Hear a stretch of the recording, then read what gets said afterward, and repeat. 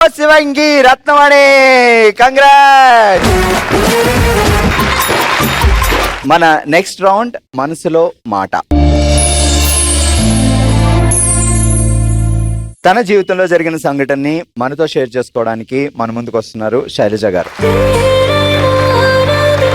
నా పేరు శైలజ, మాది ప్రొద్దుటూరు. నాకు 2004లో మ్యారేజ్ అయింది. నాకు పెద్ద అబ్బాయి 2007లో పుట్టాడు.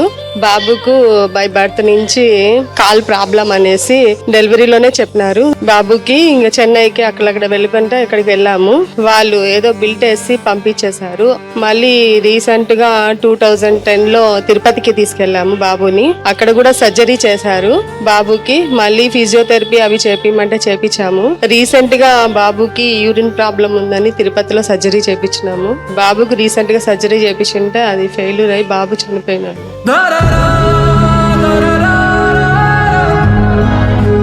ఎన్ని సంవత్సరాలమ్మా బాబుకి? 16 years బాబు.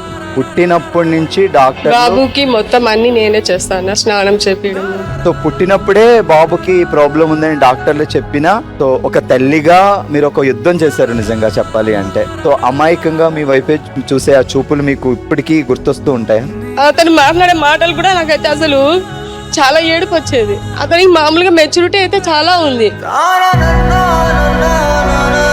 మోస్ట్ భరించలేని బాధ ఏంటి అంటే, తల్లిదండ్రులు ఉండగానే పిల్లలకి ఏమన్నా అయ్యి తల్లిదండ్రుల కళ్ళ ముందే పిల్లలు ఈ లోకం విడిచి వెళ్ళారు అంటే, సో ఆ తల్లిదండ్రులకి అంతకంటే నరకం ఉండదు. సో అలాంటిది 16 సంవత్సరాలుగా పెంచుకున్న బాబు, ప్రతిరోజు మీకు తెలుసు బాబుకి ఏదో ఒక హెల్త్ ప్రాబ్లం ఉంది అని, కానీ ఎప్పుడైనా నమ్మకం వచ్చేదా? లేదు, డెఫినెట్ గా వీడు మంచిగా అవుతాడు, మంచి లైఫ్ వస్తుంది, జీవితాంతం హ్యాపీగా ఉంటాడు అనే భరోసా సార్ మనం చూపించి చేసినాము. మనం చేతనైనంత వరకు ప్రయత్నం చేస్తాము. తర్వాత ఇంకా దేవుడితో చేస్తాం, మనం ఏం చేయలేం కదా. సో ఇలా ఎవ్వరికి, ఏ తల్లిదండ్రులకి ఇలాంటి బాధ అయితే రాకూడదు. ఎందుకంటే నిజంగా ఇది కడుపు కోత అనేది తట్టుకోలేని బాధ. మీ లైఫ్ లో జరిగిన ఈ సంఘటన ఏ తల్లిదండ్రులకి రాకూడదు అని కోరుకుందాం. మనం అంతకంటే ఏం చేయలేం కాబట్టి.